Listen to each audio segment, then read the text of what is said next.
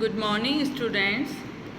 कल हमने अध्ययन किया था राष्ट्रीय आय का वर्ताकार प्रवाह। आज का हमारा समष्टि अर्थशास्त्र में टॉपिक है राष्ट्रीय आय लेखांकन, नेशनल इनकम अकाउंटिंग। अब सबसे पहले हम ये देखेंगे कि राष्ट्रीय आय लेखा क्या होता है। जैसा कि प्रत्येक देश अपनी राष्ट्रीय आय से संबंधित आंकड़ों का जो व्यवस्थित हिसाब किताब रखता है उसे क्या कहा जाता है, राष्ट्रीय आय लेखा कहा जाता है। राष्ट्रीय आय लेखा किसके समान होता है, एक व्यवसाय लेखा के समान ही होता है जो कि दोहरी अंकन प्रणाली के आधार पर तैयार किया जाता है।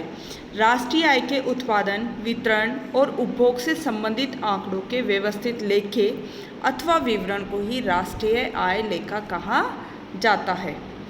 जैसे कि मान लो भारत की राष्ट्रीय आय के कृषि, उद्योग, बैंकिंग, निर्माण, सेवा आदि क्षेत्रों में होने वाले उत्पादन से संबंधित आंकड़े तथा राष्ट्रीय आय के मजदूरी, लाभ, ब्याज, लगान के रूप में वितरण से संबंधित आंकड़े तथा राष्ट्रीय आय के निजी उपभोग, निवेश, सरकारी व्यय तथा आयात के रूप में किए गए व्यय से संबंधित आंकड़ों के विवरण को राष्ट्रीय आय लेखा कहा जाएगा।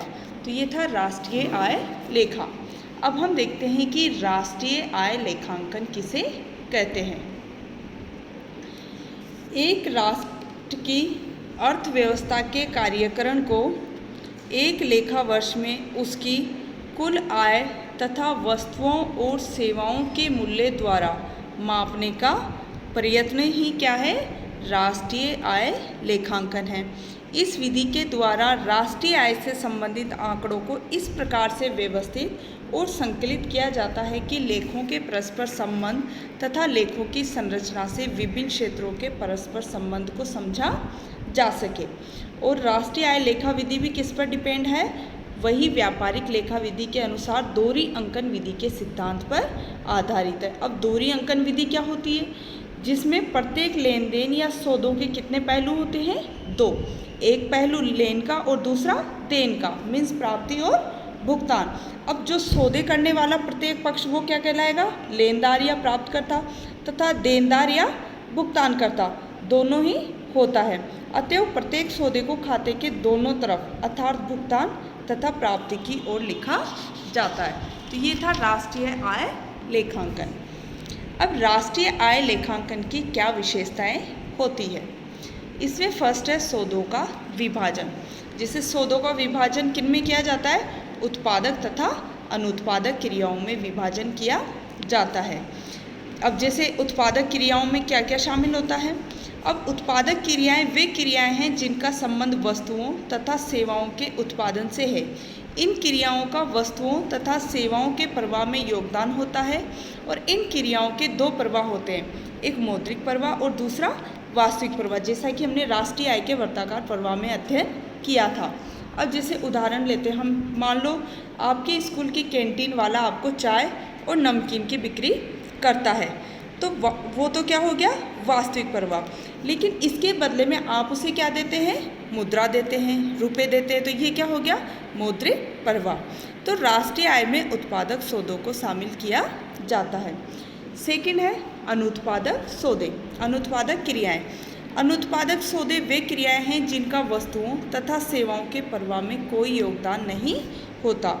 इनके द्वारा केवल पहले से उत्पादित वस्तुओं तथा सेवाओं का क्या होता है, हस्तांतरण होता है। जैसे मान लो आपको शिक्षा प्राप्त करने के लिए छात्रवृत्ति की प्राप्ति होती है, तो ये क्या है, राष्ट्रीय आय में अनुत्पादक सौदे हैं और जिन्हें राष्ट्रीय आय में शामिल नहीं किया जाता है।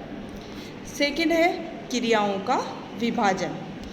उत्पादक क्रियाओं को कितने क्षेत्रों में बांटा गया है, 4 क्षेत्रों में बांटा गया है, उत्पादन क्षेत्र, परिवार क्षेत्र, सरकारी क्षेत्र या शेष विश्व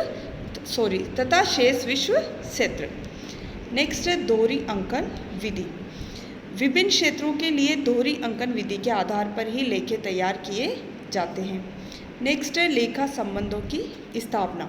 लेखों के आधार पर विभिन्न क्षेत्रों के बीच लेखा संबंधों की स्थापना की जाती है। परस्पर संबंधों का विश्लेषण।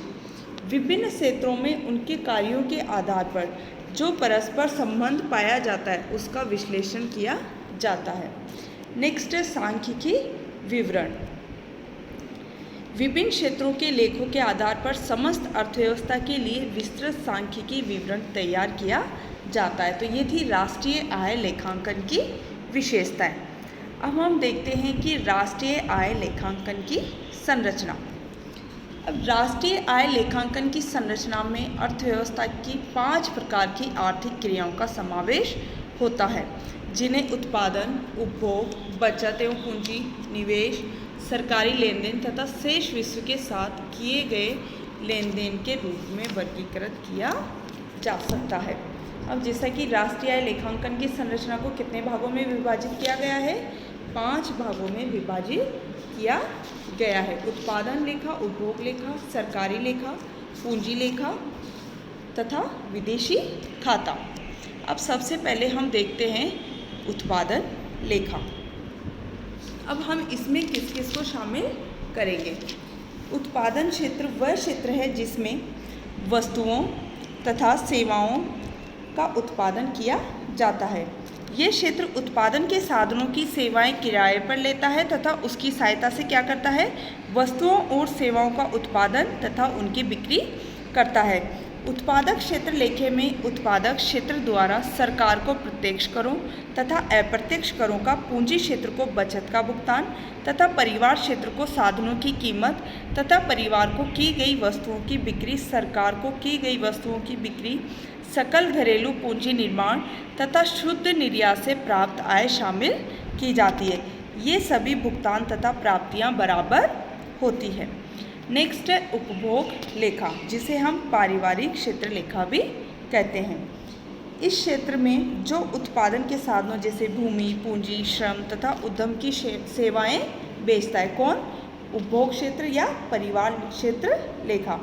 इसके फलस्वरूप उन्हें क्या मिलता है? लगान, ब्याज, मजदूरी तथा लाभ के रूप में उन्हें जो आय प्राप्त होती है उसका प्रयोग करके ये क्षेत्र उत्पादक क्षेत्र से क्या खरीदता है?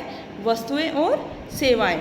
तो परिवार क्षेत्र लेखे में या उपभोग लेखे में परिवार क्षेत्र के द्वारा उत्पादक क्षेत्र को वस्तुओं की कीमत, सरकार को प्रत्यक्ष कर, पूंजी क्षेत्र को बचत का भुगतान तथा उत्पादक क्षेत्र से साधन आय और सरकारी क्षेत्र से हस्तांतरण भुगतान के रूप में प्राप्त आय को शामिल किया जाता है। किसमें? उपभोग लेखा में।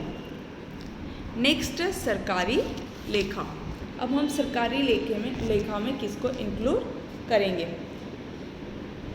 सरकारी क्षेत्र वह क्षेत्र है जिसमें सरकार द्वारा किए गए क्रय और विक्रय को शामिल किया जाता है। सरकारी क्षेत्र उपभोग तथा उत्पादन दोनों प्रकार के कार्य करता है। सरकारी क्षेत्र जब अर्थव्यवस्था के सामूहिक उपभोग के लिए जैसे शिक्षा, स्वास्थ्य, आंतरिक तथा बाहरी सुरक्षा आदि प्रदान करने के लिए साधनों की सेवाओं को खरीदता है, तो ये क्या कहलाता है? उत्पादक क्षेत्र। परंतु जब सरकार उत्पादक क्षेत्र से वस्तुओं और सेवाओं को खरीदती है और जब सामूहिक वस्तुओं तथा सेवाओं का सामूहिक उपभोग किया जाता है तो ये उपभोग क्षेत्र कहलाता है। तो सरकारी क्षेत्र लेखे में उत्पादक क्षेत्र को वस्तुओं की कीमत, परिवार क्षेत्र को हस्तांतरण भुगतान, पूंजी क्षेत्र को बचत का भुगतान तथा परिवार और उत्पादक क्षेत्र से प्राप्त करों के रूप में आय को शामिल किया जाता है। नेक्स्ट है पूंजी खाता। इसके अंतर्गत पूंजी क्षेत्र क्या होता है? पूंजी क्षेत्र वह क्षेत्र है जिसमें सभी क्षेत्रों से प्राप्त बचत तथा सभी क्षेत्रों में किए गए निवेशों को शामिल किया जाता है। तो पूंजी क्षेत्र लेखे में परिवार, उत्पादक तथा सरकारी क्षेत्र की वस्तुओं तथा घरेलू निवेश और विदेशी निवेश को शामिल किया जाता है पूंजी खाता में। लास्ट है विदेशी खाता या फिर शेष विश्व क्षेत्र खाता। अब ये वह क्षेत्र है जिसमें दूसरे देशों के साथ किए गए सौदों को शामिल किया जाता है। इस क्षेत्र में विदेशों से प्राप्त शुद्ध साधन आय तथा विदेशों को किए जाने वाले निर्यात और विदेशों से किए जाने वाले आयात से संबंधित सौदों को शामिल किया जाता है। तो इस प्रकार से ये थे राष्ट्रीय आय लेखांकन की संरचना, जिसे हमने पाँच भागों में विभाजित किया जाता है। Thank you.